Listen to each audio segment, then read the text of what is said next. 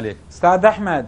يعني ابو عمار اسمح لي، هذا حضرتك ما متوقع من عندك الظلم، وان شاء الله انت دائما تتكلم بضمير، لكن خليني اختلف وياك بقناعتك. انا ما اعتقد اكو طرف عراقي شيعي، خلينا نحكي، اثر على نفسه مثل المجلس الاعلى. كانت بيده 9 محافظات وجاب الاخوه بالدعوه وقال لهم تعالوا على عيني وعلى راسنا صيروا في رئاسه الوزراء.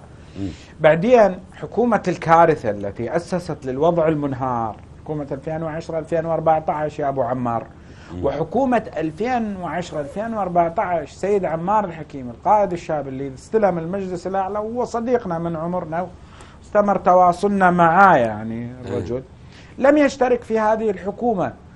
ضغط عليه من السيد المالكي وضغط عليه من السنة الذين أصر على عدم الاشتراك في الحكومة إلا باشتراكهم، واشتركوا وتركوه، وضغط عليه الإيرانيين، والرجل دخل الانتخابات 2014 لا سلطة ولا حكومة ولا محافظة ولا وزارة، ونظم رؤية شبابية استراتيجية وسطية قريبة من الكرد، قريبة من السنة، قريبة من المحاور المؤثر، أدى إلى نتاج انتخابي مهم، وأعتقد جازم لولا أن يزور على المجلس الأعلى. لحظة بعد لا عندي شغله للشباب، بس لحظه. لا عندي شبابنا ترى الشيطان السياسي، بس لحظه شبابنا، اكو عندي رباط اصفر بغرفتي شباب، اللعب سياسي، رباط اصفر بغرفتي شباب، بس وصلوا الاستاذ ابراهيم تفضل.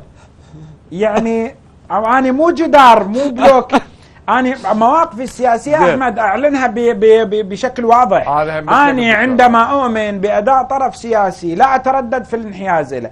أما موقفي